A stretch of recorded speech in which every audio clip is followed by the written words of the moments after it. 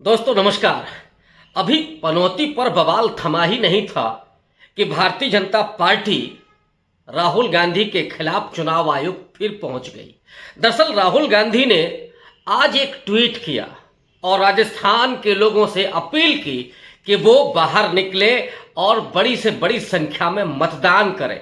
साथ ही साथ कांग्रेस फिर से टैग के साथ उन्होंने कांग्रेस पार्टी के द्वारा किए गए वादों को दोहराया।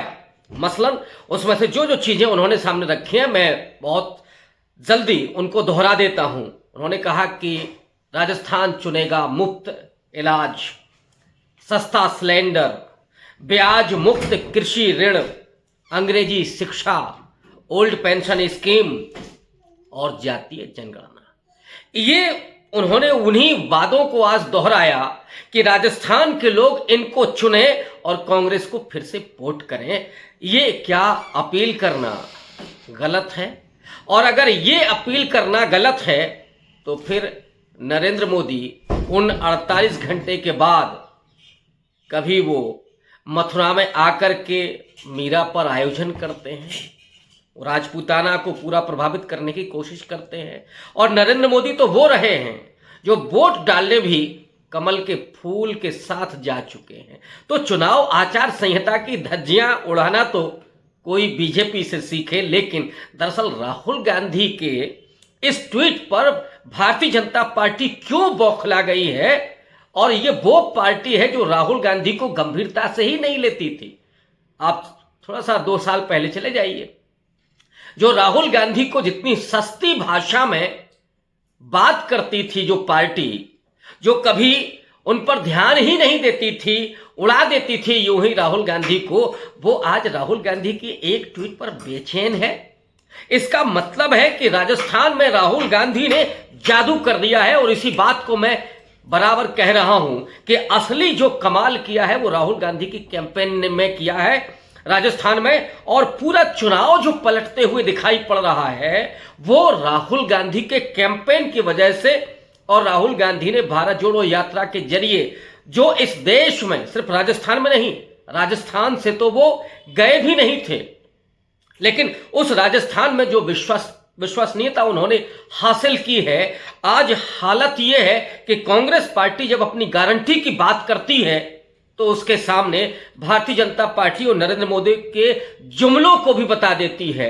और वहां के लोग ये कह रहे हैं कि नरेंद्र मोदी यानी बीजेपी के जो वादे हैं वो दरअसल चुनावी जुमले हैं, ठीक वैसे ही जैसे कभी अच्छे दिन के वादे किए गए थे, जैसे कभी किसानों को 2022 तक आमदनी दोगुनी करने की बात की गई थी, जैसे कभी 2 करोड़ नौजवानों को प्रतिवर्ष नौकरी देने का वादा किया गया था, जैसे भ्रष्टाचार खत्म करने, काला धन वापस लाने और आतंकवाद को खत्म करने की बात की गई थी। ये जो जुमलेबाजी थी वो जुमलेबाजी साफ तौर पर दिखाई दे गई कि लोगों के पॉकेट में 15 लाख कभी नहीं आए। ये अमित शाह ने भी कहा कि ये जुमला था। और जब ये जुमला था तो वो ये भी जान रहे हैं कि राजस्थान में जो 450 रुपए में सिलेंडर देने की बात बीजेपी कर रही है वो भी एक जुमला है, जो 2-3 लाख नौकरियां देने की बात कर रही है बीजेपी वो भी एक जुमला है। लेकिन राहुल गांधी जो कह रहे हैं कि अब चिरंजीवी योजना में 25 की जगह 50 लाख रुपए की सहायता दी जाएगी, तो लोग कह रहे हैं कि अगर गरीबों का भला हो सकता है हमारे एक वोट से, किसी का इलाज हो सकता है हमारे एक वोट से, तो फिर हम कांग्रेस को वोट करेंगे। वो गहलोत की योजना जो रोल मॉडल हो सकती है पूरे देश में। और आज राजस्थान के बाहर जो प्रदेश हैं, चाहे उत्तर प्रदेश हो, मध्य प्रदेश हो या तेलंगाना हो, कर्नाटक हो, बीजेपी के शासित जो राज्य हैं, उत्तराखंड हो, चाहे गुजरात हो या हरियाणा हो, वहां के लोग ये उम्मीद लगा रहे हैं कि काश अशोक गहलोत वाली योजना हमारे प्रदेश में लागू हो, तो चाहे कैंसर हो, चाहे कोई और बड़ी बीमारी हो, छोटी बीमारी हो, कम से कम उसके लिए दर दर की ठोकर तो नहीं खाना पड़ेगा, किसी साहूकार से कर्ज तो नहीं लेना पड़ेगा। और वो किसान भी मुतमईन हैं कि जो वहां पर कर्ज माफी की बात की जा रही है, जो वहां ऋण की बात की जा रही है बगैर किसी ब्याज के, वो कितना महत्वपूर्ण है। और वो नौजवान भी जिन्होंने मोदी जी को झोली भर भर करके वोट दिया, वो आज जब बेरोजगारी के हालत से गुजर रहे हैं, वो सोच रहे हैं कि अगर कांग्रेस पार्टी 2 लाख नौकरियां देने का वादा कर रही है तो वो वादा अपना निभाएगी। और सिलेंडर तो उन्होंने दिया था 500 रुपए का, और अब वो कह रहे हैं कि हम 400 रुपए का सिलेंडर देंगे। तो लोग कांग्रेस की बात पर विश्वास कर रहे हैं और बीजेपी के वायदों को जुमले समझ रहे हैं। और इसमें सबसे बड़ी जो भूमिका है वो राहुल गांधी के विश्वास की है, राहुल गांधी के बात की है। क्योंकि राहुल गांधी चाहे मध्य प्रदेश छत्तीसगढ़ का चुनाव रहा हो या राजस्थान में, जब वो कैंपेन करने आए तो उन्होंने उतनी ही बात की जितनी वो मांग पूरी कर सकते थे, जितनी वो वादा कर सकते थे, उतना ही उन्होंने कहा।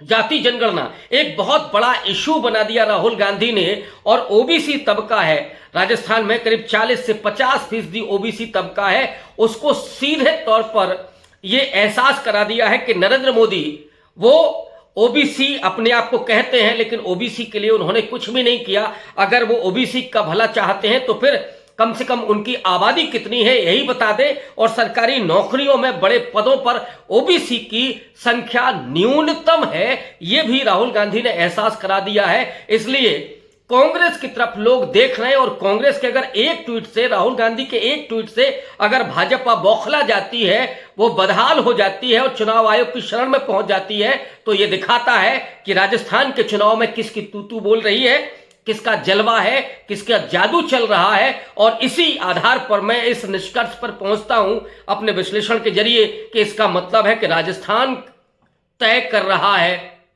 कि इस बार वो रिवाज बदलने जा रहा है।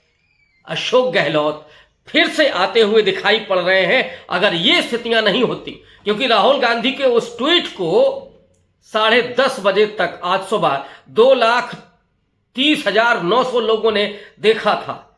वो जिस तरह से लोग विजिट कर रहे हैं राहुल गांधी के ट्विटर पर, वो दिखाता है कि राहुल गांधी की लोकप्रियता कहां है, वो लोग किस तरह से उन पर भरोसा कर रहे हैं। तो जो 5.25 करोड़ राजस्थान के मतदाता हैं, जो आज 1,862 प्रत्याशियों का भाग्य तय करने जा रहे हैं और वो बटन दबाने के लिए जा रहे हैं। हालांकि नतीजा तो 3 तारीख को आएगा, 3 दिसंबर को आएगा, लेकिन कांग्रेस का एजेंडा अशोक गहलोत की लोक कल्याणकारी योजनाएं, सचिन पायलट जैसा यूथ आइकॉन और राहुल गांधी की विश्वसनीयता, राहुल गांधी की वो कही हुई बात पर लोगों का भरोसा, ये दिखाता है कि राजस्थान चुनाव में अब चीजें तय हो चुकी हैं और ये लगी हुई कतारें ही शायद निर्णायक बनने जा रही हैं। शुक्रिया।